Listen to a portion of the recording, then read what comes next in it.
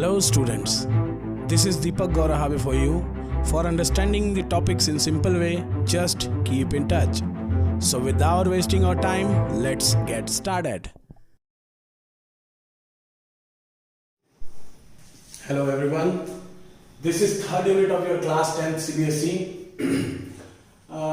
The topic of the chapter is pair of linear equation in two variables. ध्यान देंगे इसमें इस unit के हेडिंग में एक एक शब्द का एक अलग मतलब है. देखिए शुरुआत करते हैं. लीनियर इक्वेशन का टू वेरिएबल में जनरल फॉर्म ये होता है ax plus by plus c is equal to 0 where a and b cannot be both equal to 0 at the same time. देखिए इसमें a और b दोनों एक साथ 0 नहीं हो सकते. कोई एक हो सकता है तब भी एक लाइन मिलेगा हमको. अब चूंकि इस इक्वेशन में दो वेरिएबल्स हैं इसलिए इसको टू वेरिएबल्स का इक्वेशन कहते हैं.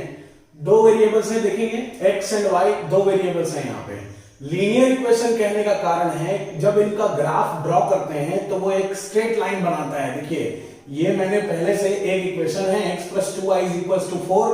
इस पे पॉइंट लेकर के, चूंकि आप क्लास 9 में पीछे पढ़ भी चुके हैं इस बात को कि लाइन कैसे ड्रॉ करते हैं, ग्राफ कैसे ड्रॉ करते हैं, तो मैंने डायरेक्टली ग्राफ ड्रॉ कर दिया है. x plus 2y equal to 4 का ग्राफ देखेंगे तो एक स्ट्रेट लाइन बन रहा है, इसलिए इनको लीनियर इक्वेशन कहते हैं. ये जो इक्वेशन है पेयर का मतलब है इन इक्वेशंस को सॉल्व करने के लिए, एग्जैक्टली सॉल्व करने के लिए दो इक्वेशंस की जरूरत पड़ती है. पेयर का मतलब क्या होता है? पेयर का मतलब जोड़ा, मतलब दो इक्वेशन चाहिए अपने को, दो इक्वेशन सॉल्व करने के लिए चाहिए, इसलिए पेयर लिखे हैं. तो ये चैप्टर का जो है नाम का मतलब है, जैसे क्यों मतलब थोड़ा सा यूटिलाइजेशन समझते हैं. x plus 2y is equals to 4 ये इक्वेशन है, सपोज ये इक्वेशन है. अब अगर मैं चाहूं कि इस इक्वेशन को सॉल्व करना है मेरे को, अभी मैंने बताया ना दो इक्वेशन चाहिए उसको सॉल्व करने के लिए, तो वो यूनिक सॉल्यूशन के लिए चाहिए. ध्यान देंगे एक इक्वेशन का सॉल्यूशन क्या क्या हो सकता है, बात करते हैं. सॉल्यूशन किसको बोलते हैं? किसी इक्वेशन का सॉल्यूशन किसको बोलते हैं? जब वेरिएबल्स की वैल्यूज इस इक्वेशन को सेटिस्फाई करें तब उन दोनों पॉइंट्स को, उस पॉइंट को इस इक्वेशन का सॉल्यूशन बोलते हैं. जैसे फॉर एन एग्जांपल मान लेते हैं y इक्वल टू 1 और x इज इक्वल टू 2 रख के देखते हैं. यहां पे x equal to 2 y equal to 1 रख के देखते हैं क्या होता है. x इक्वल टू 2 रखे हैं तो x के जगह 2 रख लेते हैं, y इक्वल टू 1 रखें, 2 into 1 is equal to 4, 2 plus 2 is 4 is equal to 4. ये देखिए वे पॉइंट्स, ऐसे पॉइंट्स जो इस इक्वेशन को सेटिस्फाई करेंगे वो उनके सॉल्यूशंस कहलाते हैं. तो क्या मैं इसका और सॉल्यूशन निकाल सकता हूं? निकाल सकता हूं कि नहीं निकाल सकता?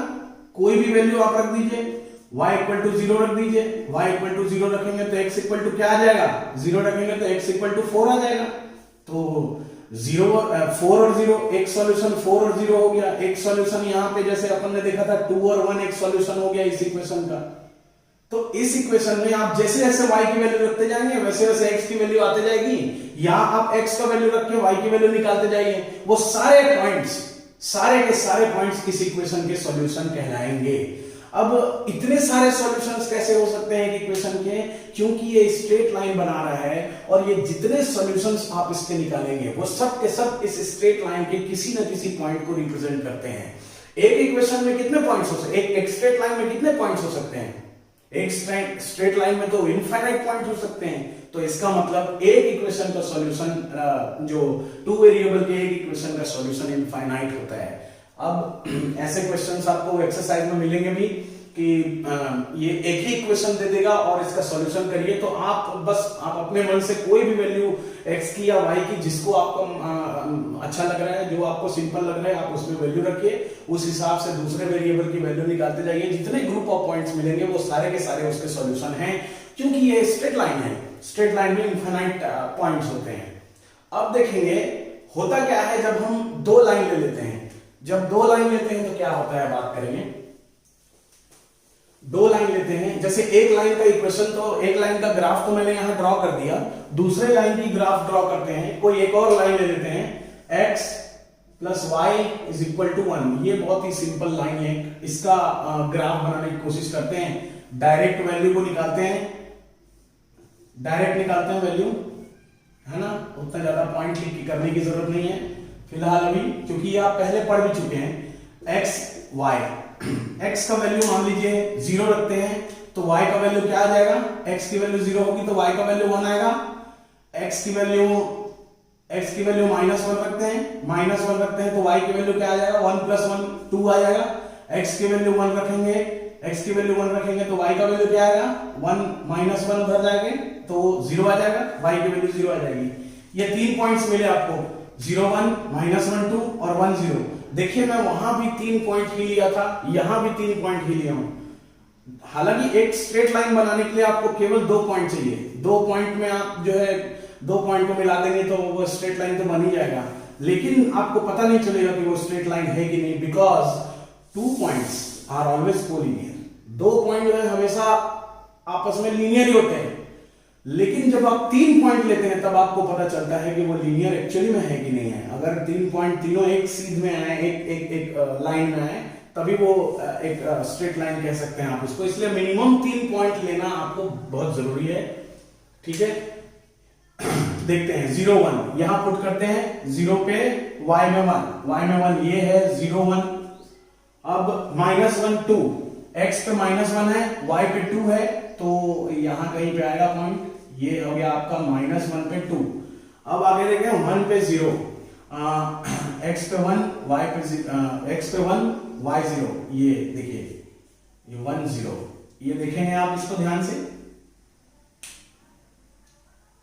ये एक लाइन बना रहा है, ये देखिए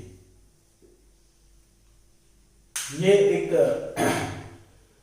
अब ये तो एक ही पॉइंट में मिल गया, दोनों इक्वेशन का जो पॉइंट है वो देखते हैं ये कौन सा पॉइंट है। ये है -2 3, क्या ये इस लाइन पे है? अगर ये इस लाइन पे -2 3 भी इसी लाइन में हो, इस इक्वेशन को अगर वो पॉइंट जो है -2 3 वो सेटिस्फाई करे तो वो इसका भी एक पॉइंट होगा। रख के देखते हैं, -2 + 3 = 1, 1 = 1। देखिए अब ध्यान देंगे आप, बहुत बड़ी चीज हमने कर दी, हालांकि मैंने इसको एक इमेजिनेशन से ही लिया था। इस इक्वेशन में भी इनफाइनाइट पॉइंट्स हैं, इस इक्वेशन में भी इनफाइनाइट पॉइंट्स हैं। वो पॉइंट जहां पे दोनों स्ट्रेट लाइन आपस में मिल रहे हैं वो उनका सॉल्यूशन कहलाता है। जब आप एक पेयर ऑफ लीनियर इक्वेशन लेते हैं, जैसे इस इक्वेशन को यहीं पे ले लूं, x + y = 1, तो वो कॉमन पॉइंट जो दोनों को सेटिस्फाई करे, that is the real solution of 2 equations. समझ में आई बात? कोई ऐसा पॉइंट तो जरूर होगा जो दोनों स्ट्रेट लाइन में होगा। अगर ऐसा है, 2 इंटरसेक्टिंग लाइन में ही आप ऐसा जो है मिलेगा आपको। अगर 2 लाइन इंटरसेक्ट कर रहे हैं तो उन इंटरसेक्टिंग लाइंस का जो इंटरसेक्शन पॉइंट है, जैसे यहां पे ये है, ये इंटरसेक्शन पॉइंट है।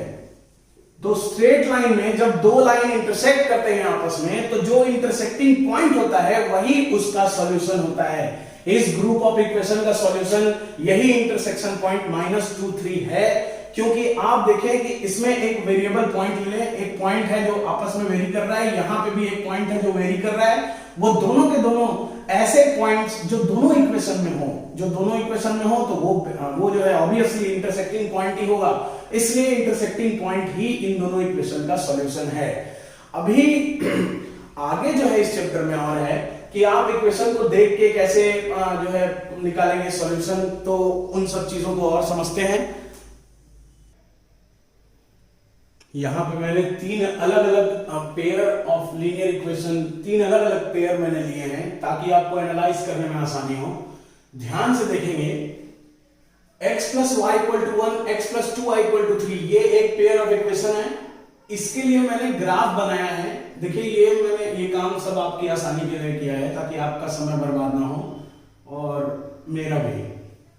ये देखिए पहले इक्वेशन का ये है, सेकंड इक्वेशन का ये पॉइंट्स हैं, और इसमें भी फर्स्ट वाला जो है ऊपर वाला इक्वेशन का पॉइंट है, सेकंड वाला नीचे वाले का सेम वो भी है। अब हम क्या करते हैं, हम कोशिश करते हैं इनकी ग्राफ बनाने का। मैंने पहले लाइन का, ये जो फर्स्ट लाइन है इसका ग्राफ ये रेड वाला है, सेकंड वाले का भी रेड वाला है, और वो उसके भी फर्स्ट का जो है वो रेड वाला ग्राफ है। हम कोशिश करते हैं ग्राफ बनाने का, ये जो सेकंड पॉइंट है उसका, ये इस लाइन के पॉइंट्स हैं, ये इसकी ग्राफ बनाते हैं। जैसे 1 1 1 1 यहां पे आएगा, ये आएगा 1 1 ब्लू में, ये सेकंड वाले लाइन का ब्लू में बना रहे हैं, फर्स्ट वाले लाइन का, फर्स्ट वाले जो लाइंस के इक्वेशंस हैं उनका जो है रेड में बना दिए। 1 1 -2 पे 1 -1 2 -1 x -1 y 2 यहां पे कहीं बनेगा, और 3 0 x पे 3 y पे 0, ये एक लाइन आपको मिला है इसका। आप खुद से भी ट्राई करें एक बार ये इक्वेशन को लिख के इनका ग्राफ बनाने का, तो आपको थोड़ा अच्छे से समझ में आएगी बातें। सेकंड इक्वेशन का जो है इसका बना रहा है 2 3 3 2 1 4 2 3 2 3, देखिए 2 3 यहां पे, 3 2 3 2 2 यहां पे, और 1 4 4 भी लेना था, y एक्सिस में 4 लेना था, वो 4 लिए नहीं। 1 4 x में 1 y में 4, ये देखिए ये 1 4 यहां कहीं जा रहा है, इसको थोड़ा नीचे ले आते हैं ताकि स्ट्रेट लाइन तो बने। ये देखिए लाइन कहां जा रहा है, ये लाइन कहां जा रहा है, पैरेलल टाइप दिख रहा है।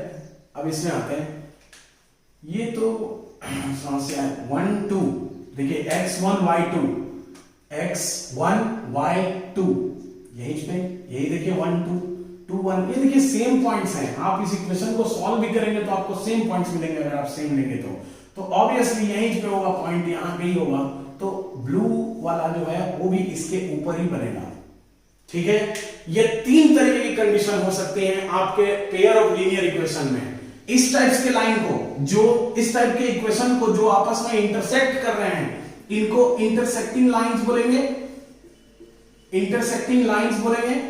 और इन इंटरसेक्टिंग लाइंस का क्या सॉल्यूशन होगा, पहले ही मैं बताया कि जिस पॉइंट पे दो लाइन आपस में इंटरसेक्ट करते हैं वो पॉइंट ही उसका सॉल्यूशन होता है। तो इसके लिए आपको एक यूनिक सॉल्यूशन मिलेगा, यूनिक सॉल्यूशन मिलेगा, और वो सॉल्यूशन क्या होगा, इंटरसेक्टिंग पॉइंट ही उसका सॉल्यूशन होगा। इंटरसेक्टिंग पॉइंट ही उन दोनों इक्वेशंस का सॉल्यूशन होगा।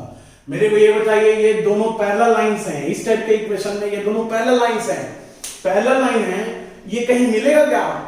ये तो आप इधर पहुंच जाइए ऊपर आकाश ब्रह्मांड के पार, इधर नीचे पहुंच जाइए अर्थ के सेंटर तक, ये दोनों मिलेगा ही नहीं, ये दोनों कहीं मिलने वाला है ही नहीं। तो ये दोनों जब इंटरसेक्ट ही नहीं होगा तो इसका सॉल्यूशन क्या होगा, इसका कोई सॉल्यूशन नहीं होगा। ऐसे टाइप के लाइंस को बोलते हैं पैरेलल लाइंस। पैरेलल लाइंस जिनको आगे बढ़ाने पे भी कहीं भी मीट नहीं करते, दो लाइंस, वो पैरेलल लाइंस हैं और इनका सॉल्यूशन नहीं होगा, नो सॉल्यूशन। इस टाइप के इक्वेशन का कोई सॉल्यूशन नहीं होता। ठीक है, अब ये देखिए इस लाइन का जो पेयर है इसको कोइंसिडेंट लाइन बोलते हैं, कोइंसिडेंट लाइंस। ऐसे दो लाइंस जो कोइंसाइड करते हैं आपस में, एक के ऊपर दूसरा, एक के ऊपर दूसरा जब लाइन होता है तो वो कोइंसिडेंट लाइंस हैं। अब कोइंसिडेंट लाइंस कितने पॉइंट्स पे मिलते हैं? अरे एक लाइन है उसके ऊपर ही दूसरा लाइन जा रहा है, ये कितने पॉइंट्स, ये इनफाइनाइट पॉइंट्स में, हर एक पॉइंट जो है इसका हर एक पॉइंट उसका सॉल्यूशन होगा। तो इसके इनफाइनाइट सॉल्यूशंस होते हैं, इनफाइनाइट सॉल्यूशंस होते हैं। और वो सॉल्यूशंस को कैसे डिनोट करेंगे हम आगे पढ़ेंगे। अभी आप जो है पूरा इक्वेशन का ग्राफ बनाने के बाद आपको ये पता चला कि किसी इक्वेशन का यूनिक सॉल्यूशन होता है, किसी इक्वेशन का सॉल्यूशन नहीं होता है, किसी इक्वेशंस के, किसी पेयर ऑफ इक्वेशंस के इनफाइनाइट सॉल्यूशन होते हैं। अब इनको इतना ग्राफ बनाने की जरूरत नहीं है, आपके पास एक और तरीका है जिससे आप ये पूरा जो सॉल्यूशन का जो तरीका है वो बता सकते हैं। इक्वेशन देख के ही कुछ छोटा सा कैलकुलेशन करके आप बता सकते हैं कि कौन से लाइन की condition, pair of linear equation की कंडीशन क्या होगी। बात करते हैं उस पर, ध्यान देंगे, वो मैंने मिटा दिया, I am sorry about that, उसको लिखना था। ठीक है, बात करते हैं इसकी। ये जनरल फॉर्म है दो इक्वेशन के, दो linear pair of linear equation के, ये जो है जनरल फॉर्म है। x का कोफिशिएंट a1 है, y का कोफिशिएंट b1 है और कांस्टेंट जो है c1 है पहले इक्वेशन में। सिमिलरली दूसरे इक्वेशन में x का कोफिशिएंट a2 है, वहां b2 और c2। तो सारे लाइंस में हम जो है a1 b1 c1 a2 b2 c2 निकाल लेते हैं। a1 b1 c1, a1 क्या है यहाँ पे 1, b1 क्या है यहाँ पे 1, c1 क्या है, चलिए इसको इधर ले लेते हैं, -1 is equal to 0, -3 is equal to 0, c1 है -1, a2 क्या है, a2 वहां पे 1 है, b2 2 है और c2 -3 है।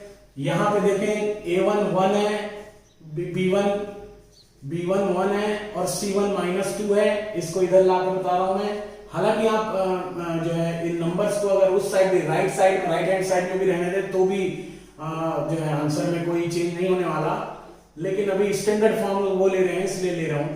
c2 is equal to -5। इस केस में निकालते हैं, a1 है 1 और b1 है 1 और c1 है -3 लेके समझ लेते हैं इसको। -6 इज इक्वल टू 0, a2 है 2, b2 है 2 और c2 है -6। करते क्या है, अपन निकालते हैं ratio a1 by a2 b1 by, ये इसमें शायद ये दिखता नहीं है ठीक से, डायरेक्ट निकाल लेते हैं। a1 by a2 b1 by b2 और c1 बाई c2 निकालते हैं। ध्यान देंगे पहले इक्वेशन के लिए निकाल रहे हैं। a1 बाई a2 निकालेंगे 1 बाई 1, b1 बाई b2 निकालेंगे 1 बाई 2, c1 बाई c2 निकालेंगे -1/3। देखिए a1 by a2 b1 by b2 ये जो है ऐसे लिख लेते हैं, नीचे लिख लेते हैं तो आपको ज्यादा, ये 1 बाई 1 और ये हो रहा है आपका 1 बाई 2 और ये हो रहा है -1/-3। हो रहा है कि नहीं हो रहा है? हो रहा है। देखिए तीनों इक्वल नहीं है। a1 by a2 is not equal to b1 by b2 is not equal to c1 by c2। a1 by a2 is not equal to b1 by b2 is not equal to c1 by c2। इस case में आपको intersecting line मिलेंगे, unique solution मिलेगा, intersecting point उसका solution होगा। दूसरे case में a1 by a2 देखते हैं, a1 by a2 ये है, मिटा लेता हूं थोड़ा, ठीक है। a1 by a2 1 by 1 है, b1 by b2 निकालेंगे, b1 by b2 1 by 1 है और c1 by c2 निकालेंगे जब आप तो -2 बाई -5 आ रहा है। देखिए ये दोनों को इक्वल है या इक्वल नहीं है? तो जब a1 बाई a2 इक्वल होगा b1 बाई b2 के, बट c1 बाई c2 के इक्वल नहीं होगा, तो ये जो है पैरेलल लाइंस होंगे, पैरेलल लाइंस, और इसका कोई सॉल्यूशन नहीं होगा, नो सॉल्यूशन होगा, नो सॉल्यूशन, कोई सॉल्यूशन नहीं होगा। तीसरे केस में a1 by a2 b1 by b2 c1 by c2 ये जो है 1 बाई 2 और -3 बाई -6। देखिए ये भी प्लस 3 1 3 2 6। देखिए तीनों इक्वल हैं। a1 by a2 1 by 2, b1 by b2 1 by 2, c1 by c2 भी 1 बाई 2, तीनों इक्वल हैं। जब ऐसा केस हो a1 by a2 equal to b1 by b2 equal to c1 by c2, तो ऐसे लाइंस कोइंसिडेंट लाइन होंगे, तो दोनों लाइन कोइंसाइड करेंगे। Coincident lines means both the lines will coincide with each other and there will be infinite solutions of those two equations, infinite solution। अब इन्हीं चीजों को देखिए, ये थोड़ा हो सकता है हाश-पाश हो गया, तो एक क्वेश्चन और ले लेते हैं और उसके बाद जानने की कोशिश करते हैं कि ऐसे टाइप के क्वेश्चंस को कैसे सॉल्व करेंगे। पहले समराइज कर लेते हैं चीजों को। अगर आपको कोई दो इक्वेशन दिए हुए हैं और बोला है कि उसके सॉल्यूशंस के बारे में बताइए, तो मतलब या आपको सॉल्यूशन के बारे में जानना है, किसी क्वेश्चन में आपकी रिक्वायरमेंट हुई, तो आप याद रखें सबसे पहले आप a1 बाई a2 और b1 बाई b2 की वैल्यू फाइंड करेंगे। इन दोनों की वैल्यू फाइंड करने के बाद अगर ये दोनों इक्वल नहीं आते हैं तो आपको c1 बाई c2 निकालने की भी जरूरत नहीं है। a1 by a2 is not equal to b1 by b2। This is the clear condition of intersecting lines and the solution, there will be a unique solution of those two equation। Intersecting line होंगे, unique solution होगा और वो unique solution जो है intersecting point ही होगा।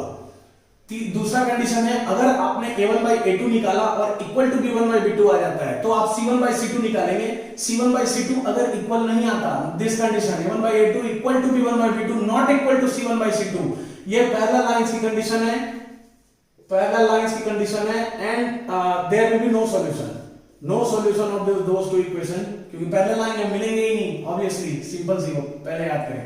अगर तीनों equal हो गए तो ये कोइंसिडेंट लाइन की सिचुएशन है, कोइंसिडेंट लाइन की सिचुएशन है, and there will be infinite solutions. इस टाइप के क्वेश्चंस लॉजिकली आपके ऑप्शनल जो है पेपर में भी आते हैं। और आपको मैं एक बात बता दूं, ये जो यूनिट है वो सीबीएसई के बोर्ड एग्जाम के हिसाब से बहुत इंपॉर्टेंट है, इसके क्वेश्चन आपको मिल ही जाएंगे, ठीक है, तो इसलिए बहुत ध्यान से पढ़ें।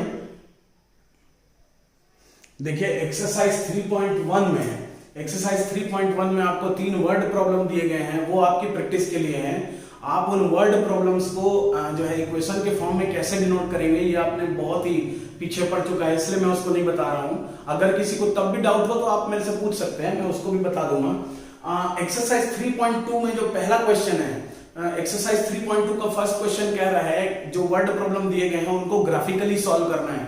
अभी मैंने 3 कंडीशन ग्राफ बना के बताया, आपको वही चीजें उसमें करनी है, और उसमें आप इक्वेशन फॉर्म करेंगे, इक्वेशन फॉर्म करने के बाद उसका ग्राफ बनाएंगे, और ग्राफ बना के देखेंगे कि इंटरसेक्ट कर रहा होगा तो जिस पॉइंट पे इंटरसेक्ट कर रहा है वो उसका सॉल्यूशन है, अदरवाइज 2 कंडीशन आपके पास और है। हम चलते हैं एक्सरसाइज 3.2 के सेकंड क्वेश्चन की तरफ। सेकंड क्वेश्चन कह रहा है कि आप a1 by a2, b1 by b2, c1 by c2 find करें पहले, और उसके बाद बताएं कि कौन सा लाइन जो है इंटरसेक्टिंग लाइन है, कौन सा जो है पैरेलल लाइन है, और कौन सा कोइंसिडेंट लाइन है। तो ये 3 आपको पेयर ऑफ इक्वेशन, ये फर्स्ट क्वेश्चन है 3.2 के सेकंड का, ये सेकंड है और ये थर्ड है। इसमें देखते हैं फर्स्ट वाले में, इसको सॉल्व कर लेते हैं। a1 by a2, a1 यहाँ पे 5 है। अच्छा, आप जब क्वेश्चन को सॉल्व करेंगे तो आप पहले शुरू में पूरा लिख लीजिए कि a1 इज इक्वल टू 5 है, b1 इज इक्वल टू -4 है, c1 इज इक्वल टू 8 है, a2 is equal to 7, b2 is equal to 6, c2 is equal to -9, इस टाइप का। उसके बाद आप a1 by a2 निकालें, a1 by a2 5 by 7 आ रहा है, b1 by b2 निकालें, b1 by b2 कितना आ रहा है -4 by 6, that is nothing but -2 by 3। तीसरा तो हालांकि निकालने की जरूरत नहीं है क्योंकि a1 by a2 is not equal to b1 by b2। यहां देखें आप, a1 by a2 5 by 7 है और b1 by b2 -2 by 3 है। इसका मतलब है ये इंटरसेक्टिंग लाइन है, इंटरसेक्टिंग लाइन है और इसका यूनिक सॉल्यूशन होगा। सॉल्यूशन करना यूनिक सॉल्यूशन है तो क्या है, इंटरसेक्टिंग पॉइंट कैसे निकालते हैं, उसके बहुत सारे तरीके हैं, बहुत सारे मेथड्स हैं, वो हम आगे एक्सरसाइज में देखेंगे। तो ये फर्स्ट क्वेश्चन था आपका, जो कि एक इंटरसेक्टिंग लाइंस को, इंटरसेक्टिंग लाइन को रिप्रेजेंट कर रहे हैं, ध्यान देंगे।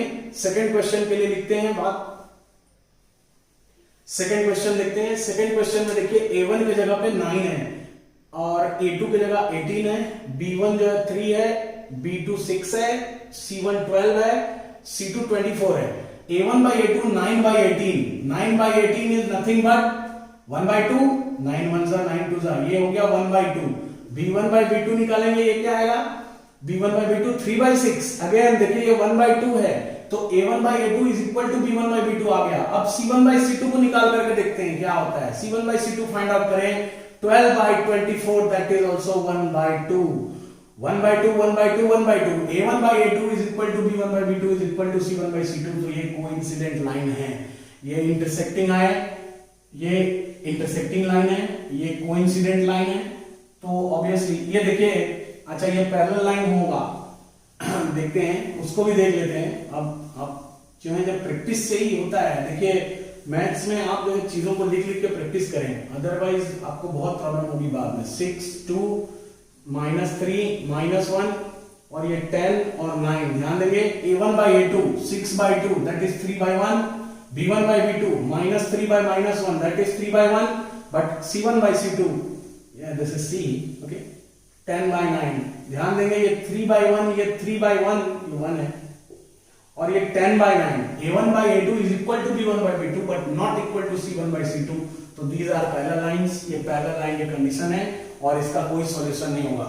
यहाँ पे लिख लेते हैं यूनिक सॉल्यूशन होगा, यूनिक सॉल्यूशन होगा। इसके इनफाइनाइट, वो भी ऐसे कर लेते हैं, मैथ्स वाले हैं अपन, ऐसे थोड़ी इसके नो सॉल्यूशन हो, कोई सॉल्यूशन नहीं होंगे, कहीं मिलेगा ही नहीं। ठीक है, तो ये एक्सरसाइज 3.2 का सेकंड क्वेश्चन था आपका। कुछ विशेष बातें हैं, ध्यान से सुने। बात करते हैं इक्वेशंस के कंसिस्टेंट होने का और इनकंसिस्टेंट होने का। कंसिस्टेंट और इनकंसिस्टेंट का मतलब होता है कि इक्वेशन सही है या गलत है, एक्चुअली यही समझ सकते हैं। बाकी डिक्शनरी में देख लेना उसका क्या मतलब है। कोई पेयर ऑफ लीनियर इक्वेशन, ये जैसे एक पेयर ऑफ लीनियर इक्वेशन है, ये है एक पेयर, ये है। Pair of linear equation consistent होते हैं या इनकंसिस्टेंट होते हैं, इसका मतलब ये है कि उनका सॉल्यूशन हो सकता है या नहीं हो सकता। अगर किसी पेयर ऑफ लीनियर इक्वेशन का यूनिक सॉल्यूशन है या इंटरसेक्टिंग लाइंस को डिनोट कर रहा है या फिर ये कंडीशन है, तो इक्वेशन कंसिस्टेंट होगा, कंसिस्टेंट होगा। अगर उसके सॉल्यूशन नहीं है तो इनकंसिस्टेंट होगा, इनकंसिस्टेंट होगा। और अगर उसके इनफाइनाइट सॉल्यूशंस हैं तो सॉल्यूशंस तो हैं भाई, सॉल्यूशन है कि नहीं है, सॉल्यूशन है तो इक्वेशन जो है कंसिस्टेंसी में आएंगे, कंसिस्टेंट होगा। ये इनफाइनाइट सॉल्यूशन ये कंडीशन को सेटिस्फाई करें या ये कंडीशन को, वो जो है कंसिस्टेंट होंगे। और अगर पैरेलल लाइन वाले कंडीशन में कोई पेयर ऑफ इक्वेशन अपने कंडीशन को दिखा रहे हैं तो वो जो है इनकंसिस्टेंट होंगे।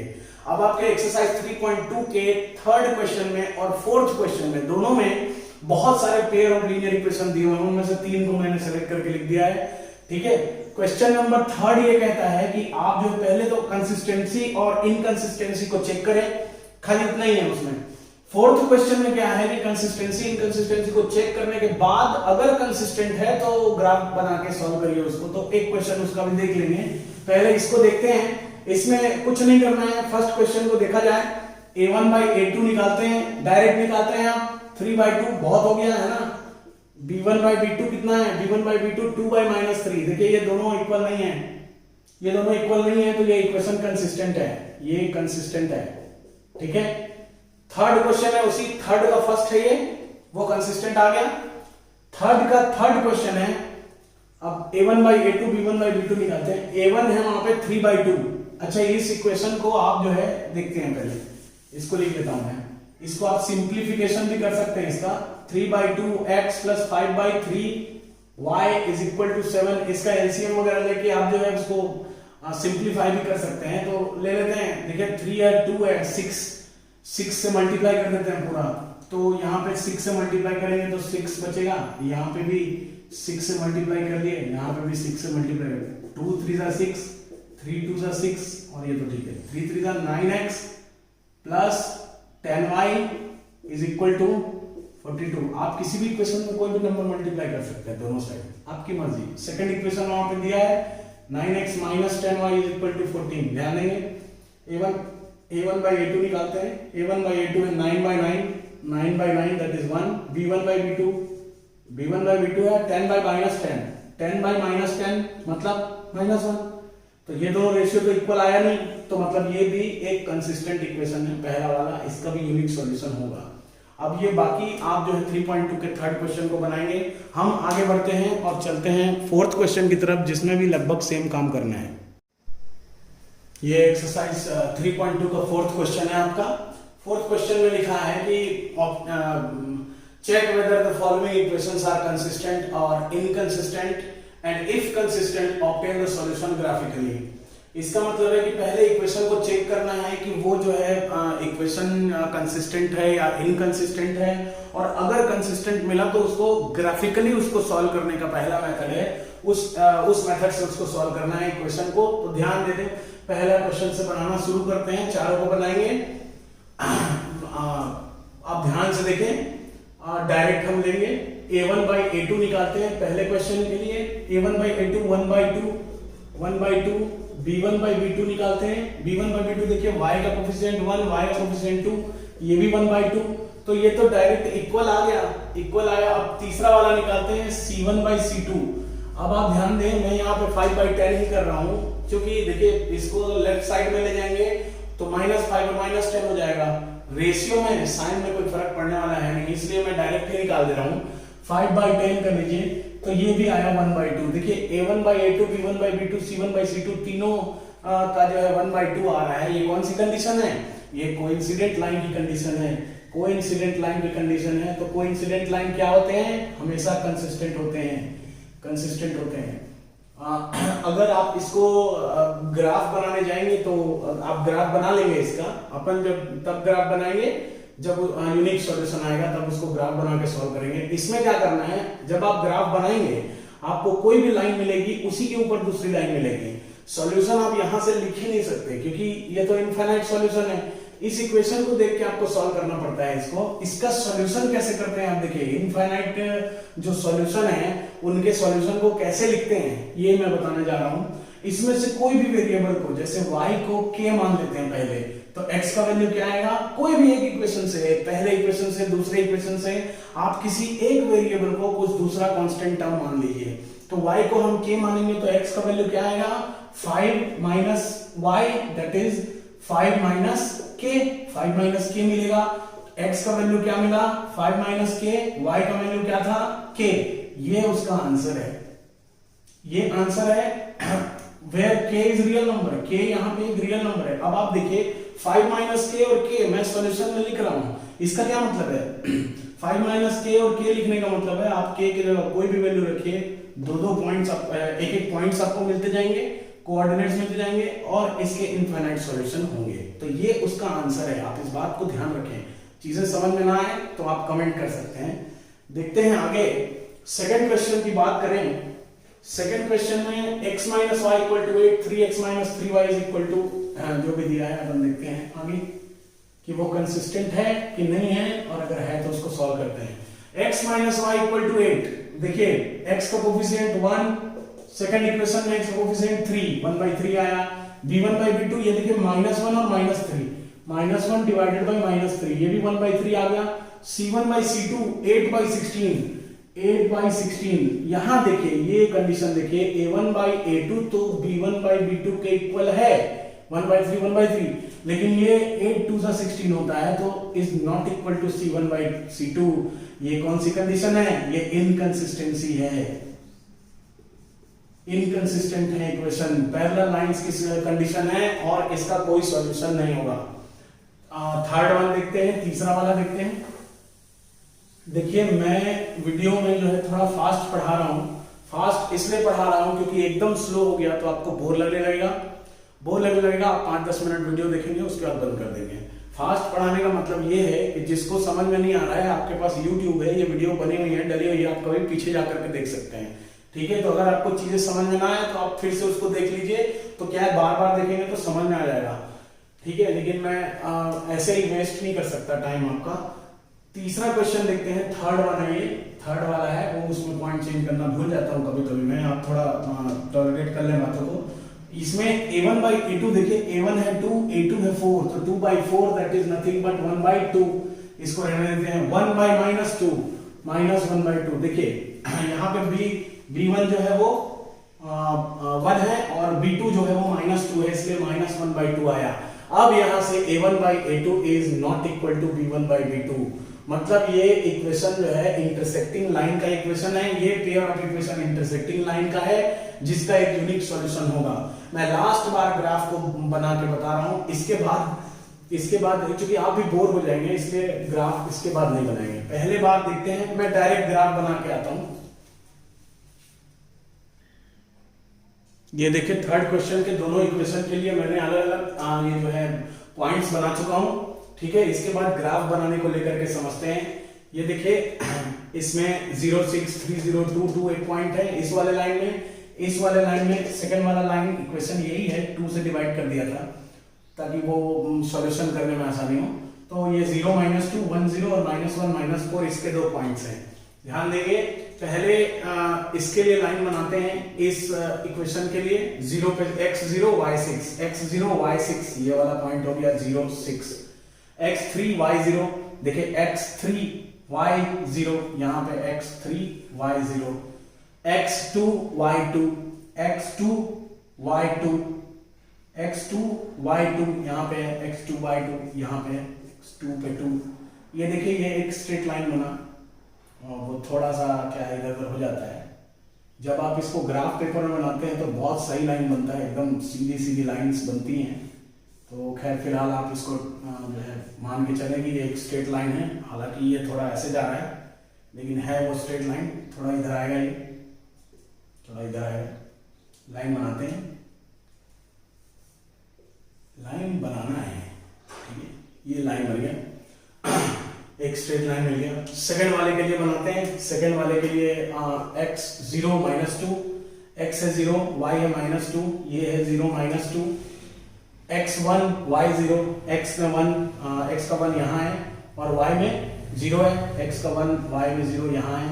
और देखिए वो -1 पे -4 है, x पे -1 है जब y -4 है, मतलब यहाँ कहीं पे आएगा वो, ठीक है। इसीलिए मैं बोला कि आप ग्राफ जब बनाएंगे तो वो बड़ा स्पष्ट बनेगा ग्राफ। और ये स्ट्रेट लाइन हो गया, ये स्ट्रेट लाइन हो गया, वो थोड़ा टेढ़ा हो गया, ये चलिए ये स्ट्रेट लाइन है। ध्यान देंगे क्या ये 2 और 2 सेटिस्फाई कर रहा है दोनों को, इसको देखते हैं। 2 2 जा 4, 4 -2 इज इक्वल टू 0। देखिए इसका सॉल्यूशन ये आ गया आपको 2 और 2। इन दोनों, मैं आपको बोला था ये हम लोग कंसिस्टेंसी चेक किए थे सबसे पहले इन दोनों इक्वेशन का। दोनों इक्वेशन कंसिस्टेंट थे, यूनिक सॉल्यूशन था। यूनिक सॉल्यूशन था, मैं आपको बोला था पहले यूनिक सॉल्यूशन कैसे निकलता है, जब दो लाइन इंटरसेक्ट करते हैं तो उनका जो इंटरसेक्टिंग पॉइंट होता है that is the solution.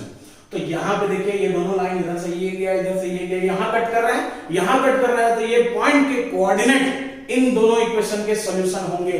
Graphically ऐसे ही सॉल्व करते हैं इक्वेशन को।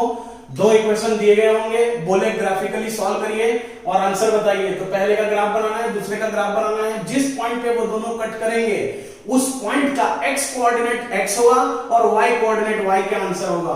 तो यहां पे इस सिचुएशन में इन दोनों इक्वेशन का सॉल्यूशन है x = 2 y = 2। ये इन दोनों का सॉल्यूशन है। यहां पे आपको एग्जैक्ट नजर नहीं आ रहा होगा, लेकिन जब आप ग्राफ बनाएंगे तब आपको एग्जैक्टली ये पता चल जाएगा कि जहां पे लाइन इंटरसेक्ट करते हैं वो पॉइंट कोइंसिडेंट पॉइंट जो है उन दोनों लाइंस का सॉल्यूशन होता है पेयर ऑफ इक्वेशन का। तो ये ग्राफिकली है, आप ऐसे ग्राफिकली सॉल्व करते हैं। आगे के मेथड को आगे देखेंगे। फिफ्थ क्वेश्चन ऑफ एक्सरसाइज 3.2 का फिफ्थ क्वेश्चन है ये। इसमें कह रहा है कि half the perimeter of a rectangular garden. एक रेक्टेंगुलर गार्डन है जिसके पेरीमीटर का, ये टोटल पेरीमीटर का half the perimeter of a rectangular garden whose length is 4 metre more than its width. अब आप यहां तक, ये देखिए इंग्लिश है, ये वर्ड प्रॉब्लम है, वर्ड प्रॉब्लम को आपको ध्यान से समझना है। Half the perimeter of a rectangular garden whose length is 4 metre more than its width. मान लेते हैं, लेट अस एज्यूम, इसका डायरेक्ट सॉल्यूशन कर रहे हैं अपन, ध्यान देंगे आप। Let us assume the width of the rectangular garden be x meters। मान लेते हैं रेक्टेंगुलर गार्डन का जो विड्थ है वो x मीटर है। अगर विड्थ x मीटर है तो लेंथ क्या होगा, यहां देखिए whose length is 4 metre more than its width। तो length will become automatically, length जो है x + 4 हो जाएगा, x + 4 हो जाएगा। अब आप देखें, find the dimension of the garden बोला गया है। Half the perimeter of a rectangular garden is 36 metre. इस पूरे रेक्टेंगुलर गार्डन के पेरीमीटर का हाफ जो है वो 36 मीटर है। अभी इसमें हमने देखिए एक पेरीमीटर लिखते हैं direct, half of perimeter, perimeter का हाफ कितना है 36 मीटर है। इसका पेरीमीटर क्या होता है, यहां पे हमने लेंथ को x + 4 मान लिया है। आप एक काम करें, लेंथ को y एज्यूम करते हैं और y को y = x + 4 लिख लेते हैं, ठीक है। बात यह है कि इसमें दो वेरिएबल, एक ही वेरिएबल में बन जाएगा ये क्वेश्चन, लेकिन ये बहुत ही बेसिक सा क्वेश्चन है। मान लेते हैं इसका लेंथ y है और विड्थ x है, तो ये भी y होगा, ये भी x होगा। हाफ ऑफ द पेरीमीटर 36 दिया है, इसका पेरीमीटर क्या होता है x + y + x + y कुल मिला के, और 2 टाइम्स लेंथ प्लस विड्थ, तो 2x + 2y, 2x + 2y इसका टोटल पेरीमीटर होता है। तो इसका हाफ क्या होगा, divided by 2, is equal to 36 metre दिया हुआ है। आप ध्यान देंगे ये 2 को कैंसिल आउट करते हैं, 2 कॉमन निकालेंगे, ये आ जाएगा x प्लस वाई बाई 2, ये 2 कैंसिल आउट हो गया और आया आपके पास x plus y is equal to 36। इसको आप ले लीजिए इक्वेशन 1। ठीक है, दूसरी बात ये कहा गया है कि length y is 4 metre, length is 4 metre more than its width. तो length y is 4 metre more than its width, ये आ गया y equal to x plus 4 एक इक्वेशन। अब ये आपके पास दो इक्वेशन है, इन दोनों इक्वेशन को सॉल्व करने के लिए आपको ग्राफिकली सॉल्व करना है इस यूनिट में। बाकी सॉल्व करने के और भी मेथड्स हैं। अब इसको सॉल्व करना है आपको ग्राफिकली जो पॉइंट बीच में आएगा उसका जो x कोऑर्डिनेट होगा वो जो आप देखिए सपोज जो किए हैं वही आंसर होगा, उस बात को ध्यान रखेंगे। ग्राफ को आप बनाएंगे, मैं नहीं बनाऊंगा, यही बताना चाह रहा था। तो यहाँ पे देखिए विड्थ लिखा है x मीटर, तो जो आंसर आपको आएगा, जो भी कोऑर्डिनेट आपको मिलेंगे उसके x कोऑर्डिनेट जो है वो विड्थ होगा और y कोऑर्डिनेट जो है वो लेंथ होगा, क्योंकि हमने x को विड्थ माना है और y को लेंथ माना है। ठीक है, आपको इतना बस ध्यान रखना है। अब बाकी आप इस क्वेश्चन को बनाएंगे। This is 5th question of the same exercise 3.2। ध्यान देंगे।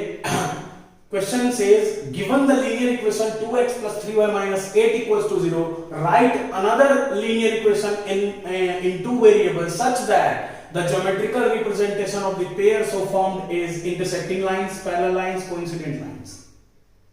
ये एक इक्वेशन दिया हुआ है आपको कि 2x plus 3y minus 8 is equals to 0। आपको अपने मन से NCERT थोड़ा सा जबरदस्त बुक है और ये क्वेश्चन उतना ही सुंदर है जितना सुंदर मैथ सब्जेक्ट है। इंटरसेक्टिंग लाइंस, ये इक्वेशन को देख के आपको एक ऐसा इक्वेशन लिखना है अपने से जो इक्वेशन के पेयर इसके साथ इंटरसेक्टिंग लाइंस बनाए।